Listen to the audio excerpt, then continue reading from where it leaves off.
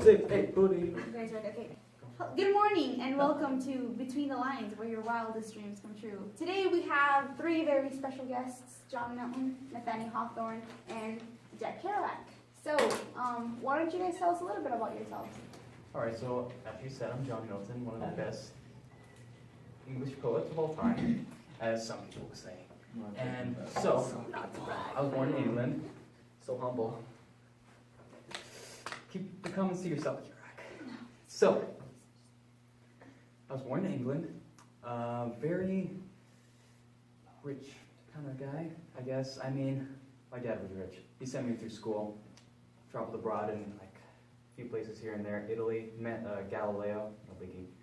So, but apparently, I heard some things going down in my hometown, over in England, when I was abroad in Italy.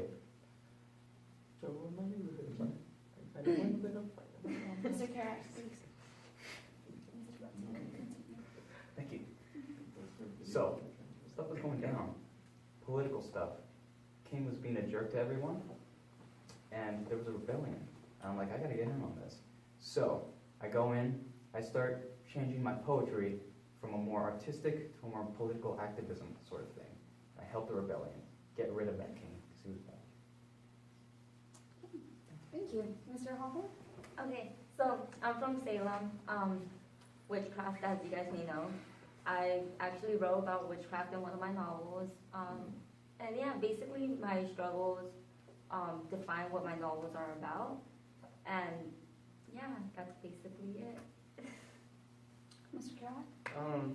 Well, I'm Jack Kerouac, as you guys may have heard earlier. I'm a really chill guy. I'm more into like finding yourself spiritually. I'm not really into whatever these two are into.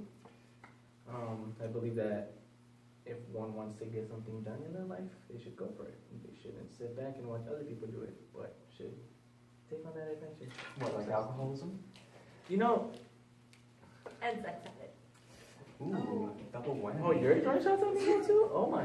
All right, Pretty so sure there was some drugs there. let's Hey, get back to speaking the of subject. drugs. What are some of the notable works that you guys have written? Oh, some notable books that I have written have been, let's see, a little thing called Paradise Lost. You might have heard of it. One of the greatest English poems of all time. Sorry if you haven't heard of it. Some uncultured swine. But I also wrote Paradise Regained, the thrilling sequel, which was also published alongside. World's cleverest author right here. What's cleverest, huh? I mean, what was your book called, huh? It was On the Road. Oh, yeah? It's a masterpiece. What happens on the road? You're just on the road? No. That all it's called? They on the road? So since we're with you, Mr. Kerouac, can you tell us about your works? Okay, so I wrote On the Road, which, although little Mr. I'm so clever, I come up with the same title, just change the couple words. It's about finding yourself, being able to find someone that really changes your life and detaching yourself to them and wanting to know more about what they do in their life in order to be so happy. And I feel like that's where I centered most of my novels on. Not just On the Road, but my second book, which was The Dharma Bums, which is me just trying to find myself spiritually, exploring the realm of Buddhism. And my third book, which is The Subterranean, is just me going after this hot babe. Interesting. Mr. It's an Hawthorne? interesting Okay, so experience. the first novel I ever wrote was called Fanshawe, and it's about college. Aren't you looking forward to that? Anyways, my second one was The House of the Seven Gables and The Scarlet Letter. They all have symbolism in them, and they're mainly about focusing on like who you want to become and like how others view you don't define who you are. So yeah. Okay. And what sort of themes do your works revolve around? And I know that you guys have a little setup right here, so if you guys could explain a little bit how it ties into your All right, works. so my little guy here, I got Satan, a very integral character in my first two novels, Paradise Lost, Paradise Regained. Okay, it goes with the originality. Satan is obviously a terrible guy, don't like him, so I kind of like to draw parallels between the king, the aforementioned king, explicitly say in here. So, with these, I like to emphasize the fault of pride and how existent it was in my world. Yeah. Okay, Yeah, thank I you see so that. much. I see Mr. that. Hawthorne? Okay, so I have a Scarlet Letter. I'm pretty sure you guys have read. It's a really famous book. And Hester and Pearl. Hester gets the A, the Scarlet Letter. And yeah, like it's basically a symbol of like how you view things. The community that she was in, they saw her as a sinner, but she saw it, what she had done was a gift from God. And yeah, she received Pearl, and yeah, so it's just about how you view yourself, how I've said before. Mr. Kara? What was the question? What are some of the themes He's that on your drugs. novels have and revolve around? Well, you see here me, my person. Okay. Yeah. So, my novels all revolve about finding, like I said before, someone who you can learn from, who you can grow up with, who will teach you ways, different ideas from things you have done, and also finding yourself, who you really are, and what your interests are.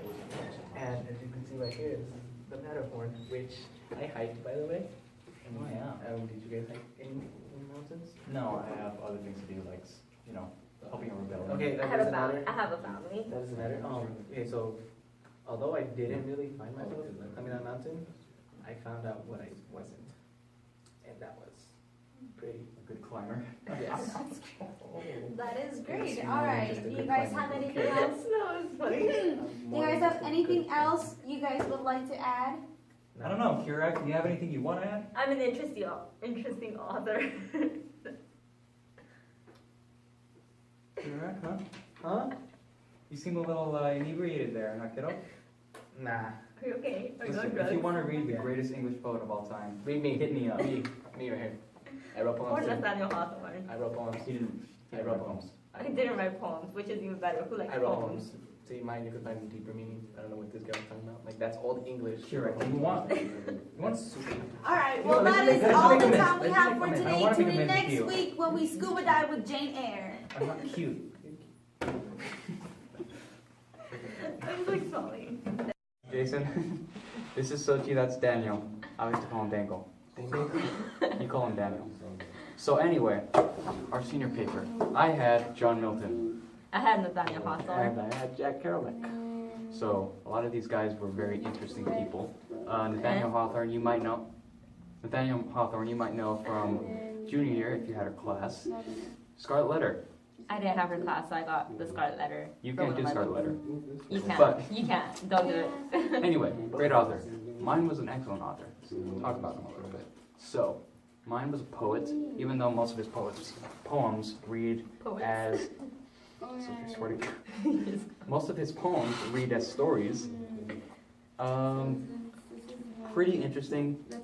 Big drawback was that he wrote in the 1600s. Kind of tough to understand. Think of Shakespeare. And if you're down for that, then go for it. But he's a beautiful poet, honestly.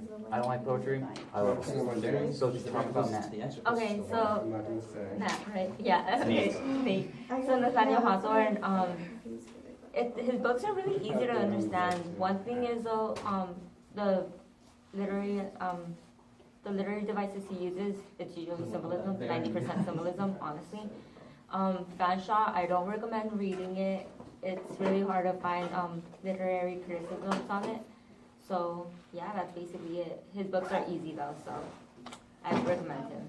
Okay, so Jack Kerouac is an interesting character. He's a drug addict. Basically, Sexaholic. A lot like Daniel. he binges on alcohol a little too much. He takes a lot of drugs, and he's obsessed with finding himself sexually, I guess. And that is seen throughout all his books and poems. Like he's always trying to talk about self-discovery. There's a good amount of research on him. Good thing about Milton, a lot of literary sources on him. You're not going to have any problem with that. I think Xochitl had a problem with Daniel Hawthorne? Yeah, I did. So how I said, Fashaw, don't read it. It doesn't have any. But if like read his books, don't just like wait until the last minute, because honestly, everyone just puts symbolism and like he uses so much more, but it's really hard to find it in his books. But on like finding people that wait, that came out wrong. I'm gonna cross that out. People that literary criticisms on him. There's so many people out there that write about him, so yeah, he's pretty easy.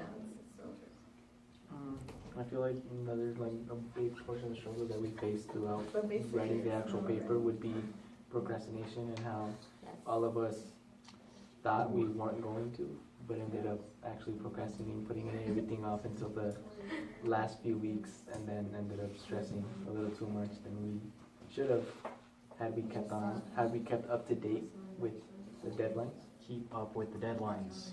They're Honestly, important. They're there for a reason. They are. I got a C. I finished it in a week. I recommend doing it the first week she gives it to you. Finish it then, and then get edits for like 4 months. Like, just do that. Cool. Yeah. Okay. Good luck, guys. Choose your author. Choose Nathaniel Hawthorne. Don't. Don't.